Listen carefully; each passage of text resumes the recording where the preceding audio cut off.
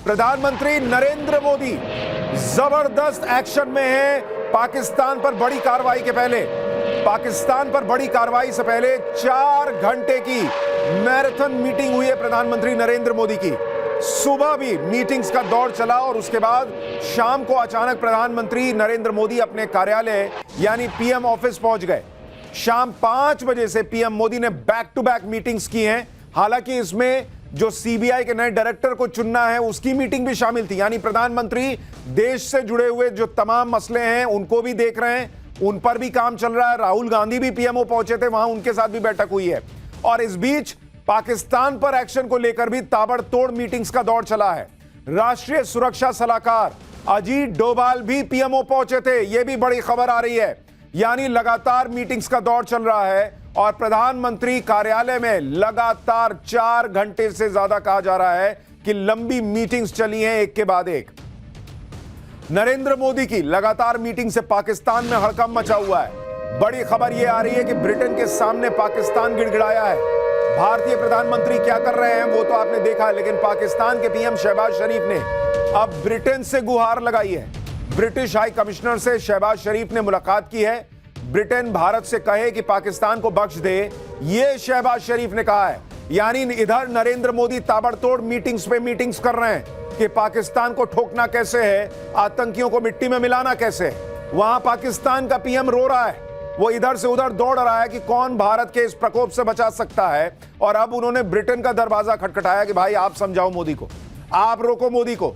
पहलगाम हमले को लेकर ब्रिटेन को पाकिस्तान ने सफाई दी है कि देखिए हमने कुछ नहीं किया। भाई जो वो झूठ बोलता है बार बार, वही उसने तमाशा वहां ब्रिटिश हाई कमिश्नर के सामने भी किया है। यानी एक तरफ मोदी एक्शन के मूड में है, वहां शहबाज शरीफ कौन उन्हें बचाएगा, किसका दरवाजा खटखटाना है, इसकी तलाश में है। और इसी बीच रूस के राष्ट्रपति व्लादिमीर पुतिन ने पीएम मोदी को फोन किया है। आज की तीसरी सबसे बड़ी ब्रेकिंग न्यूज, पुतिन और पीएम मोदी के बीच फोन पर बातचीत हुई है। आतंक के खिलाफ लड़ाई में भारत के साथ रशिया खड़ा है, यह पुतिन ने कह दिया है।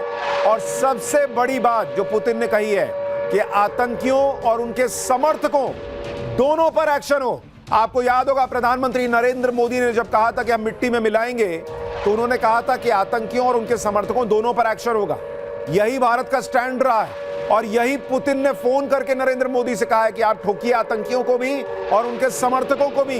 यानी रूस ने सीधे सीधे भारत के साथ खड़े होने का ऐलान कर दिया है, खुला ऐलान कि पाकिस्तान को ठोकना है ठोकिए, रूस खुला समर्थन करता है। और ये खुद पुतिन ने फोन करके कहा है। मतलब ऐसा नहीं कि नरेंद्र मोदी ने फोन करके कहा कि यार दोस्त तुम मेरे साथ हो कि नहीं हो।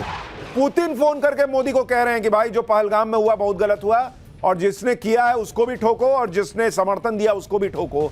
यानी पाकिस्तान के खिलाफ भारत को एक और बड़ी कामयाबी मिली है। दुनिया भारत के साथ खड़ी है, रशिया भारत के साथ खड़ा है। ट्रंप कह रहे हैं कि भाई ये लोग आपस में देखेंगे, मैं बीच में पड़ूंगा नहीं। इजराइल साफ साफ साथ में खड़ा है। पाकिस्तान दिन ब दिन अकेला पड़ता जा रहा है और पाकिस्तान को अब बचाने वाला कोई नहीं दिख रहा। और इसीलिए पाकिस्तान से एक और बड़ी खबर आपको बताऊं, Pakistan army chief general Munir अचानक एलओसी पर पहुंचा है, यह कहा जा रहा है। एक हफ्ते में दूसरी बार बॉर्डर पर जनरल मुनीर के पहुंचने की खबर है। हालांकि यह तस्वीर पुरानी है। कई लोग पाकिस्तान में ही कह रहे हैं कि असीम मुनीर अपना लेटेस्ट वीडियो लाइव क्यों नहीं डालता, कि इसको पता कि वो झूठी खबरें जो है वो फैला रहा है कि वो वहीं पाकिस्तान में है। जनरल असीम मुनीर को भारत के बड़े एक्शन का डर है, इसलिए कहा जा रहा है कि वो बार बार या तो एलओसी पे जा रहा है या एलओसी पे गया है, ऐसी तस्वीरें दिखा रहा है ताकि उसकी सेना जो है वो मोटिवेटेड रहे। ये बार बार कहा जा रहा है। तो ये आज की चौथी बड़ी खबर आपको बता रहा हूं। पाकिस्तान के पीएम इधर से उधर दौड़ रहे हैं कि भाई कोई बचाओ मोदी से और मोदी के भारत से। और पाकिस्तान का आर्मी चीफ ये दिखावा कर रहा है कि भाई वो बॉर्डर पे जा रहा है, अपने सैनिकों से मिल रहा है और पाकिस्तान जवाब देने के लिए तैयार है। अगर जवाब देने के लिए तैयार है तो तुम्हारा पीएम इधर से उधर दौड़ क्यों रहा है? उसको बोलो घर में बैठे, उसको बोलो मीटिंग करे। कभी अस्पताल में भर्ती होता है, कभी इधर से उधर दौड़ता है। लेकिन बॉस, इस बार एक्शन बड़ा होने वाला है और इस वक्त जो आज की सबसे बड़ी खबर है अब आपको वो बताने जा रहा हूं।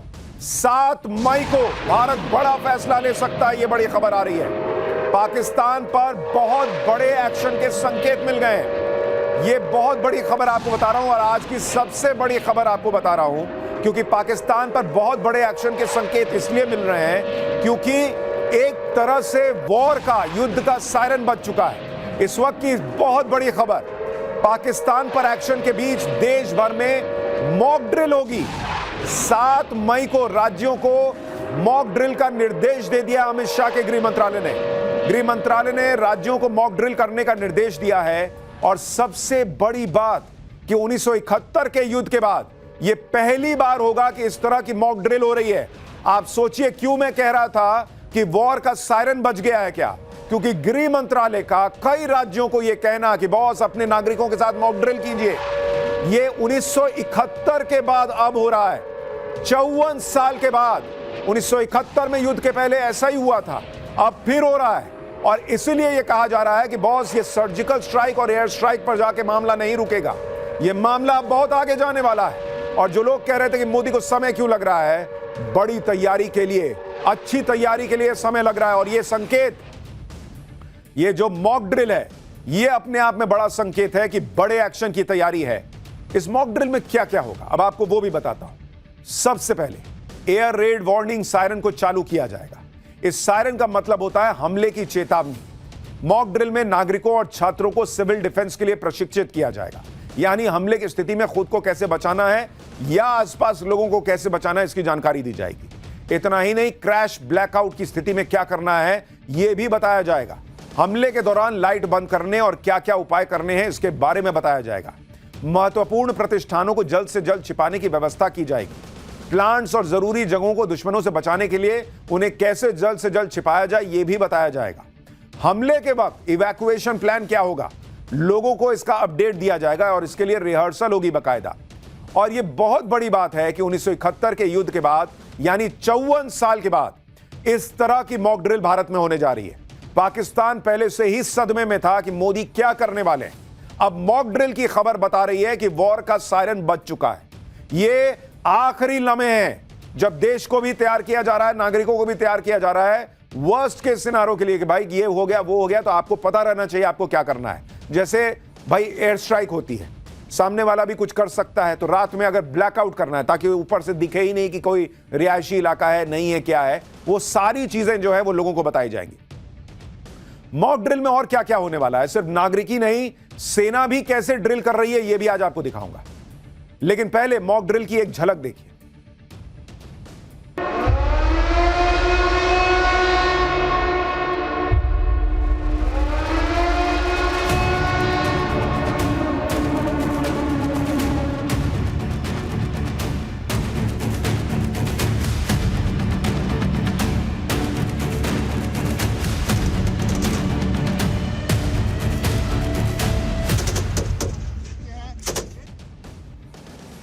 देश भर में इस मॉक ड्रिल को युद्ध का सायरन माना जा सकता है।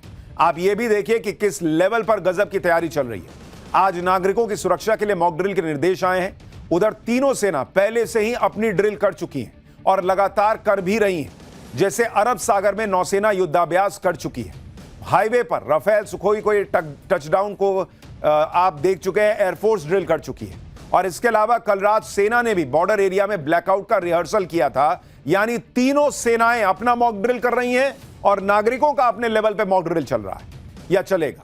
कल ही पंजाब के बॉर्डर एरिया फिरोजपुर में ब्लैकआउट की रिहर्सल की गई। इस दौरान बॉर्डर के इलाके में रात 9 बजे से लेकर 9:30 बजे तक बिजली बंद कर दी गई।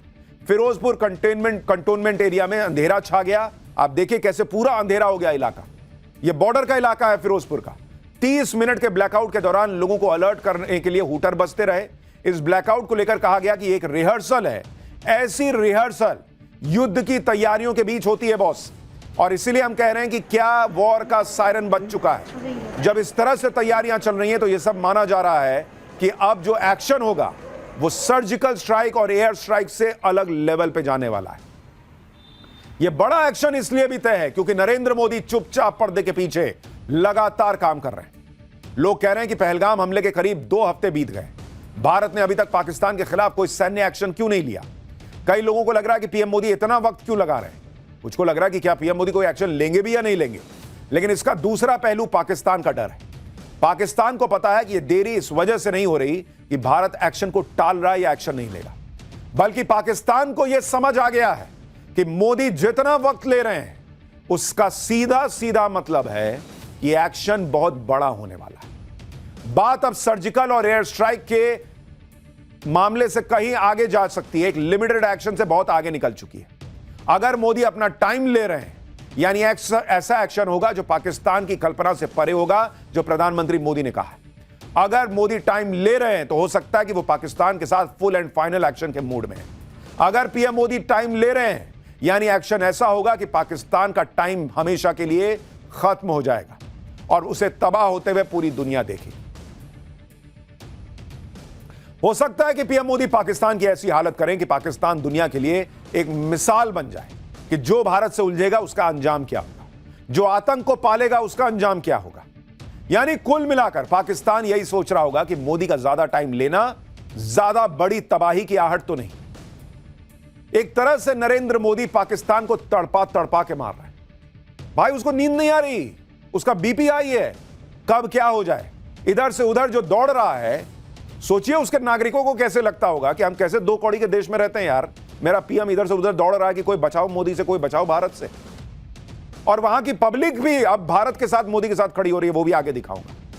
लेकिन आप रक्षा मंत्री राजनाथ सिंह का बयान सुनिए, जो कह रहे हैं कि जैसा एक्शन देश चाहता है ना, वैसा ही एक्शन पीएम मोदी प्लान कर रहा है। सुनिए। साथियों, एक रक्षा मंत्री के रूप में मेरा दायित्व है कि मैं अपने सैनिकों के साथ मिलकर देश की सीमाओं की सुरक्षा सुनिश्चित करूं। और मेरा यह दायित्व है कि अपनी सेना के साथ मिलकर देश के ऊपर आंख उठाने वालों को मुंहतोड़ जवाब दूं।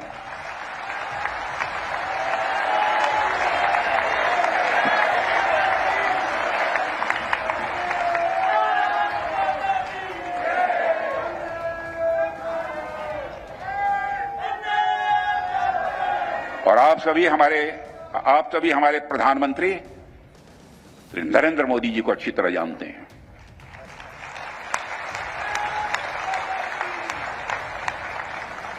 उनकी कार्यशैली से भी अच्छी तरह परिचित हैं, उनकी दृढ़ता से भी अच्छी तरह परिचित हैं।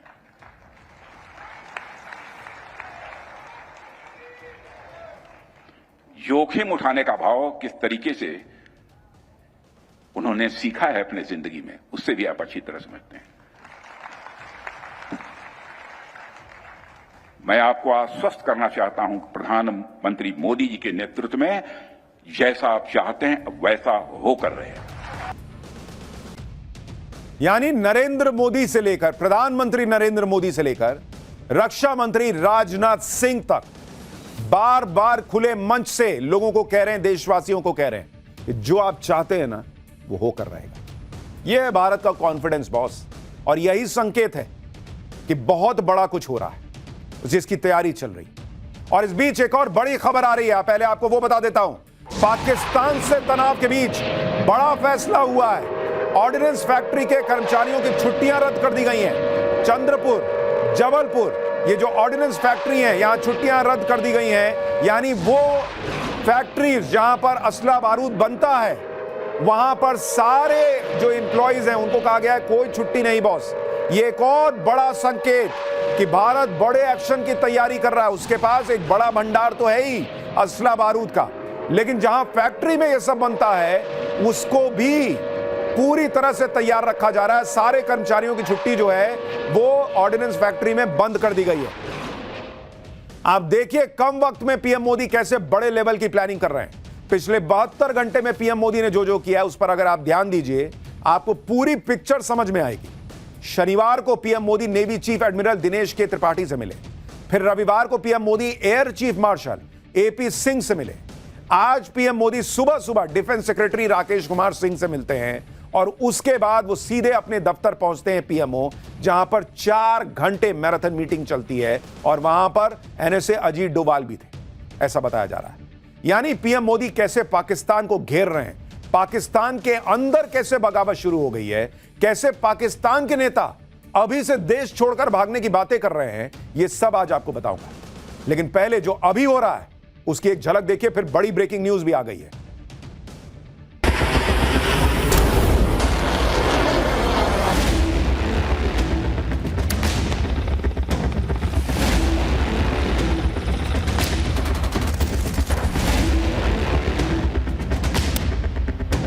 ऐसा इक़दाम करेंगे कि दोबारा पाकिस्तान 100 मरतबा सोचेगा।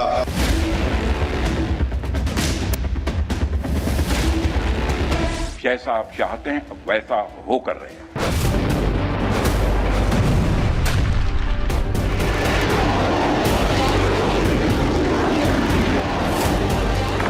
उनकी कल्पना से भी बड़ी सजा मिलेगी।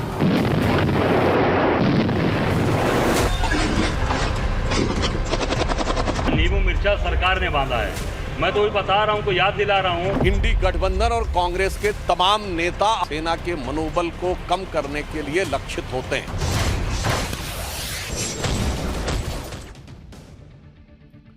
यानी नरेंद्र मोदी अपनी तैयारी कर रहे हैं, उधर कांग्रेस के नेताओं का अपना हिसाब चल रहा है, वो भी आगे दिखाऊंगा। लेकिन इस वक्त एक और बड़ी खबर, वो भी आपको बता दूं। इंडियन नेवी ने एक और बड़ा टेस्ट किया है। मल्टी इन्फ्लुएंस ग्राउंड माइन यानी MIGM का टेस्ट हुआ है। समुद्र में धमाके के साथ यह टेस्ट किया गया है। जरा उसकी तस्वीर देखिए। पाकिस्तान का हालत ऐसे ही सूखा हुआ है कि नरेंद्र मोदी जो है, इस बार भारत जो है वो समुद्र के रास्ते हमला ना कर दे। और अब इस वक्त तस्वीर आ गई है, नेवी ने एक और टेस्ट किया है। मल्टी इन्फ्लुएंस ग्राउंड माइन के धमाके की वजह से समुद्र में जलजला सा आ गया, उसकी यह तस्वीर है। पाकिस्तान को सोचिए हर समय कितनी घबराहट हो रही होगी कि उसके पास भारत की नेवी के सामने टिकने का दम ही नहीं है। और यहां भारत जो है, उसकी नेवी जो है, आप देखिए अंदर धमाका हुआ है और ये ऊपर तक इफेक्ट आया भाई। ऊपर से कुछ नहीं गया, अंदर जो माइन होता है वो फटा है।